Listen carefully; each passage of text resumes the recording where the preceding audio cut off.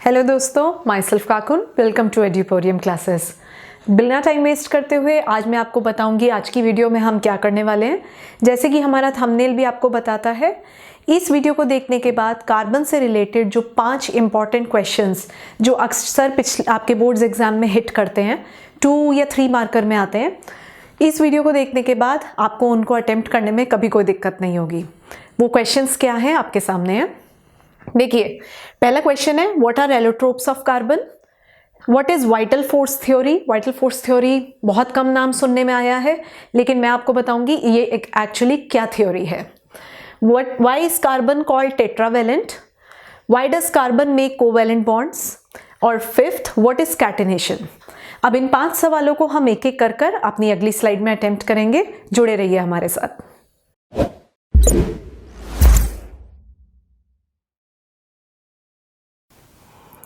तो देखिए, अब हमारे इस बोर्ड पे आपको एक डिटेलिंग दिखाई दे रही है, और अगर डिटेलिंग ही आपको याद रह गई ना, तो ट्रस्ट मी, आपको एग्जाम में कार्बन के क्वेश्चन अटेम्प्ट करने से कोई भी नहीं रोक सकता। अब ये डिटेलिंग आपको एक एक कर समझाती हूँ। क्या बता रही है, देखिए, कार्बन का बीच में C=6 लिखा हुआ है। ये जो C=6 है, ये इसका एटॉमिक नंबर होता है। एटॉमिक नंबर आप सब जानते ही हैं। एटॉमिक नंबर का मतलब जितने भी इस कार्बन में नंबर ऑफ इलेक्ट्रॉन्स या फिर वो नंबर ऑफ प्रोटॉन्स, जो भी, दोनों सेम ही होते हैं। तो इसका एटॉमिक नंबर 6 होता है। दूसरी, इसकी फर्स्ट प्रॉपर्टी जो है कार्बन की, वो इसके ना एलोट्रोप्स हैं। एलोट्रोप्स क्या होते हैं? देखिए, बहुत आप सब ने ये जानते हो कि जितने भी हमारे एलिमेंट्स मिलते हैं, मेटल्स हो नॉन मेटल्स हो, वो मोस्टली एक्सट्रैक्शन के थ्रू ही मिलते हैं, ज़मीन में से खोदे जाते हैं, राइट। अब ये जो कार्बन होता है ना, ये उन चंद मेटल्स में से, चंद नॉन मेटल्स में से है जो अपने प्योर स्टेट में एग्जिस्ट करता है।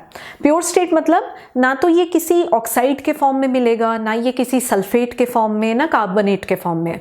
आप इसको प्योर अर्थ क्रस्ट में से ऑब्टेन कर सकते हो। किन फॉर्म्स में ऑब्टेन कर सकते हो? 3 होते हैं, डायमंड, ग्रेफाइट और बकमिंस्टर फ्यूलरीन। इन 3 के बारे में नेक्स्ट स्लाइड में पढ़ेंगे। सेकेंड, कार्बन जो है एक टेट्रावेलेंट एटम होता है। टेट्रावेलेंट का मतलब, चलिए आइए उससे पहले एक चीज समझाती हूँ। कार्बन का ये जो एटॉमिक नंबर C6 है, आप सबको स्ट्रक्चर ऑफ एटम तो हमने 9th में पढ़ा ही था चैप्टर। क्या वो बताते हैं, उसमें एक एटम बनाते हैं। चलिए, इसका ये न्यूक्लियस है, बीच में प्रोटॉन है, न्यूट्रॉन है, इसके इलेक्ट्रॉन्स को डिस्ट्रीब्यूट करते हैं। किस तरीके के बनेंगे? ये जो आपका K शेल है, इसमें 2 इलेक्ट्रॉन होंगे इस तरह, और जो आपका L शेल है, इसमें आपके 4 इलेक्ट्रॉन्स इस तरीके से ऑर्बिट करेंगे। अब ये जो वैलेंसी होती है किसी भी एटम की, वैलेंसी क्या होती है कि जितने भी उसके आउटर मोस्ट शेल में उस एटम के वैलेंस इलेक्ट्रॉन होते हैं, वो उसकी वैलेंसी होती है। तो इस कार्बन के आउटर मोस्ट शेल में कितने इलेक्ट्रॉन्स हैं? 4, 1 2 3 4। तो ये जो 4 होगी, ये इसकी वैलेंसी होगी। और जितने भी एटम्स जिनकी वैलेंसी 4 होती है, हम उनको टेट्रावैलेंट कहते हैं। टेट्रा का मतलब 4 और वैलेंट का मतलब वैलेंसी। ठीक है, तो ये मिल जाता है हमें अपने उस सवाल का जवाब कि why is carbon called a tetravalent atom.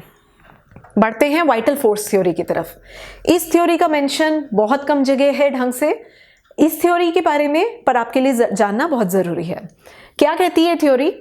देखिए, जब शुरू में कार्बन का डिस्कवरी हुई थी ना, तो उस टाइम ना साइंटिस्ट ये मानते थे कि कार्बन को ना हम सिर्फ नेचुरल एलिमेंट से एक्सट्रैक्ट कर सकते हैं, ऑर्गेनिक मैटर से। ऑर्गेनिक मैटर यानी कि जैसे प्लांट्स हो गए, एनिमल्स हो गए, कार्बन सिर्फ उनसे पाया जा सकता है। लेकिन एक साइंटिस्ट थे जिनका नाम फ्रेडरिक वोलर, ये आपके लिए याद रखना ज़रूरी है। फ्रेडरिक वोलर ने ये मिथ को बस्ट किया। उन्होंने क्या किया, उन्होंने एक कंपाउंड अमोनियम साइनेट से यूरिया बनाकर दिखाया, और वो भी आर्टिफिशियली मतलब लैब में प्रिपेयर किया। अब यूरिया भी एक कार्बन कंपाउंड ही होता है, it is an organic compound. तो जब फ्रेडरिक वोलर ने आर्टिफिशियली, सिंथेटिकली अमोनियम साइनेट से यूरिया बनाया, तो उन्होंने इस थ्योरी को रॉन्ग प्रूव किया कि नहीं, ऐसा ज़रूरी नहीं है कि कार्बन हमें सिर्फ नेचुरल प्लांट या नेचुरल एनिमल से ही मिलेगा। It can be prepared artificially in the laboratory as well. Fourth, carbon covalent bonds बनाता है। क्यों बनाता है? देखिए, जब हमने स्ट्रक्चर ऑफ एटम डिटेल में 9th में पढ़ा था, और अभी 10th में जो आपका last chapter metals and non metals गया है, उसमें आपने ना एक चीज़ पढ़ी है कि जितने भी ऐसे एटम्स होते हैं जिनके बाहर जो इलेक्ट्रॉन्स होते हैं या वैलेंस इलेक्ट्रॉन्स होते हैं वो 4 होते हैं, वो मोस्टली ना उनके पास 3 ऑप्शन होते हैं अपने इस शेल को कंप्लीट करने के। ये तो आप सबको बहुत अच्छे से पता है कि दुनिया में जितने भी एटम्स होते हैं वो सब ना खुद को इनर्ट गैस जैसा कॉन्फ़िगरेशन देना चाहते हैं, क्योंकि एक इनर्ट गैस ही ऐसी एटम होते हैं इनर्ट गैस के जो पूरी तरह से जिनके आउटर मोस्ट शेल कंप्लीट होते हैं। याद है आपको, जैसे हीलियम के आउटर मोस्ट शेल में पूरे 2 इलेक्ट्रॉन्स होते हैं, के शेल में कंप्लीट है। और उसके बाद की जितनी इनर्ट गैसेस होती हैं कौन कौन सी, argon, radon, xenon, krypton, neon, उन सारों में बाहर आउटर मोस्ट शेल में 8 इलेक्ट्रॉन्स होते हैं। तो उनको ना कभी कोई ज़रूरत नहीं होती किसी से रिएक्ट करने की, इसीलिए जितनी भी इनर्ट गैसेस होती हैं वो लीस्ट रिएक्टिव होती हैं। अब दुनिया में बाकी जितने भी एटम्स हैं ना वो सब इनर्ट गैस की तरह बनना चाहते हैं कि हमें भी कंप्लीट करना है अपना आउटर मोस्ट शेल। अब वो कंप्लीट कैसे करेंगे? कार्बन की बात लेते हैं। कार्बन के पास ना 3 ऑप्शन है। पहला, वो ये 4 इलेक्ट्रॉन या तो किसी को दे दे और सिर्फ के शेल के साथ रह जाए। अब ये 4 इलेक्ट्रॉन किसी को डोनेट करने में इसके एटम को ना एक कंसिडरेबल अमाउंट ऑफ एनर्जी चाहिए होगी, जो कि किसी भी एटम के लिए ईजी काम नहीं है। और अगर ये 4 इलेक्ट्रॉन किसी से गेन करना चाहे, मतलब ये रेसिपिएंट बन जाए, तो उस केस में इसका जो न्यूक्लियस है वो 10 इलेक्ट्रॉन होल्ड करने के लिए नहीं अडेप्टेबल है, क्योंकि अभी उसके पास कितने हैं टोटल? 6 के बाद 4 और बोरो करेगा तो 10 इलेक्ट्रॉन अफोर्ड करना इसके लिए इतना इजी टास्क नहीं होगा। तो तीसरा ऑप्शन इसके पास क्या बचता है? शेयरिंग का।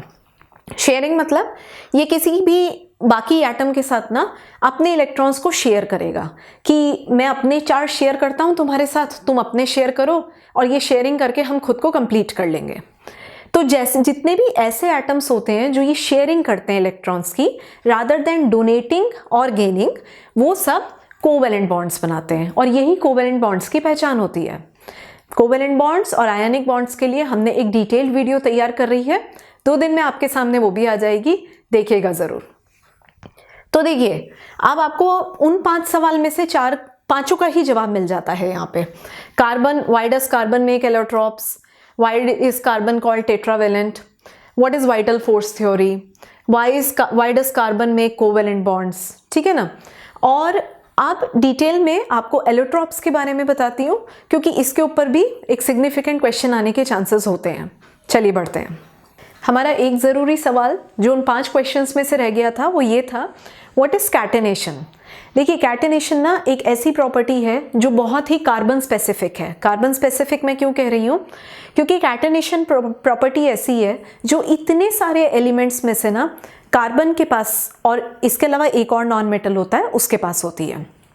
कैटेनेशन क्या बताती है कि इस प्रॉपर्टी की वजह से जो कार्बन एटम है ना वो उसके लिए पॉसिबल होता है एक खुद दूसरे कार्बन एटम्स के साथ खुद को लॉन्ग चेन्स में अटैच करना, मतलब अटैच होता चला जाएगा लंबी लंबी चेन्स बनाकर। अब ये जो चेन्स होती है ना, ये 3 कैटेगरी की हो सकती हैं। एक तो होती है स्ट्रेट चेन्स, इस तरीके से कार्बन खुद को अटैच कर ले। एक होती है ब्रांच चेन्स, इस तरीके से, ऐसे, ठीक है, ब्रांच के फॉर्म में जाता है। और एक होती है रिंग चेन्स। रिंग चेन्स में क्या करता है कार्बन खुद को हेक्सागोनल या सर्कुलर रिंग्स में खुद को अटैच करता है, ठीक है। सो ये जो कैटेनेशन की प्रॉपर्टी है ना, इसी की वजह से it has given the birth to organic compounds. जो ऑर्गेनिक कंपाउंड्स की फॉर्मेशन है जिसमें हमें लॉन्ग चेन्स चाहिए होती हैं, वो सिर्फ और सिर्फ इसी प्रॉपर्टी की वजह से पॉसिबल हुई है। कार्बन के अलावा सिलिकॉन एक दूसरा नॉन मेटल होता है जिसके पास ये प्रॉपर्टी होती है, बट सिलिकॉन के जो बॉन्ड्स होते हैं ना, जो उसकी चेन्स होती हैं, वो कंपैरेटिवली वीक बॉन्ड्स होते हैं, तो वो ज़्यादा लंबी चेन्स नहीं बना पाता, वो ब्रेक हो जाती हैं, ठीक है। अब इस कैटेनेशन की वजह से कार्बन के जो हम 3 एलोट्रोप्स की बात कर रहे थे प्योर फॉर्म में, जब कार्बन हमें मिलता है, डायमंड, ग्रेफाइट और बकमिंस्टर फ्यूलरीन, वो जो 3 फॉर्म पॉसिबल होते हैं वो भी कैटेनेशन की वजह से ही पॉसिबल होते हैं। देखिए, डायमंड का स्ट्रक्चर कुछ ऐसा होता है, इसमें जो एक कार्बन एटम होता है ना, वो चारों तरफ 4 कार्बन एटम्स के साथ अटैच होता है। मतलब जो उसका आउटर शेल में, हमने अभी जस्ट पीछे बताया था ना कि उसकी वैलेंसी 4 होती है, मतलब उसको 4 एटम्स की शेयरिंग की ज़रूरत पड़ती है खुद को कंप्लीट करने के लिए। तो यहाँ पे ये कार्बन एटम, मतलब इंडिविजुअली हर कार्बन एटम खुद को चारों तरफ से कंप्लीट कर लेता है। ऐसा स्ट्रक्चर होने की वजह से जो डायमंड होता है वो बहुत ही रिजिड होता है, इट इज़ वेरी स्ट्रॉन्ग, और इस पॉसिबिलिटी की वजह से ही जो एक डायमंड होता है उसको उसकी इतनी क्रिस्टलाइन स्ट्रक्चर और शेप मिलती है। ग्रेफाइट की अगर हम बात करें तो ग्रेफाइट में हर कार्बन एटम 3 तरफ से अटैच होता है, मतलब उसके एक जो वैलेंसी है वो हमेशा लूज रह जाती है। अब जैसे इस कार्बन की अगर हम बात करेंगे, एक बॉन्ड यहाँ से आया, एक यहाँ से आया, एक यहाँ से आया। इस कार्बन को देखें तो इधर इधर इधर, ये 3 तरफ से 3 कार्बन एटम से अटैच है। अगर आप इसका स्ट्रक्चर देखो तो कैसा बन रहा है, it is a hexagonal ring. इस तरह के कई सारे हेक्सागोनल रिंग्स ना ग्रेफाइट के एक दूसरे के नीचे अटैच होते हैं लेयर्स के फॉर्म में। अब ये जो लेयर्स होती हैं ना, ये एक दूसरे के ऊपर स्लाइड और ग्लाइड कर जाती हैं। इस स्लाइडिंग और ग्लाइडिंग की वजह से ही ग्रेफाइट को उसका स्लिपरी टेक्सचर मिलता है। देखा है ना आपने ग्रेफाइट, जिसको हम ग्रेफाइट में हम ऑयल मिला के उसको ग्रीस की तरह इस्तेमाल करते हैं अपनी साइकिल की चेन्स में ल्यूब्रिकेशन के लिए, तो ये ग्रेफाइट वही होता है। ये इसका स्लिपरी सॉफ्ट टेक्सचर होता है just because of this hexagonal ring. Buckminster fullerene की अगर हम बात करें, ये एक ऐसा एलोट्रोप है कार्बन का जिस पे अभी साइंटिस्ट डिस्कवरी कर रहे हैं फर्दर। फिलहाल आपको इतनी बात याद रखनी है इसके बारे में कि इसमें 60 कार्बन एटम्स खुद को इस तरीके से अटैच करते हैं कि वो एक फुटबॉल या फिर एक हेक्सागोनल रिंग के फॉर्म में खुद को तैयार करते हैं। इसका स्ट्रक्चर बनाने के लिए आपको नहीं आएगा, so don't worry about it. ये हमारे 3 कार्बन के एटम्स थे। अब वो जो स्टार्टिंग में हमने 5 क्वेश्चंस पढ़े थे, आई होप अब आप उनको ऑन योर ओन अटेम्प्ट कर पाएंगे। हमारी वीडियो अगर आपको पसंद आई है तो अपने फ्रेंड्स के साथ ज़रूर शेयर करें, मैक्सिमम सर्कुलेट करें ताकि बहुत सारे बच्चों की हेल्प हो सके। हमारे साथ जुड़े रहिए, चैनल को सब्सक्राइब ज़रूर करिएगा। Thank you.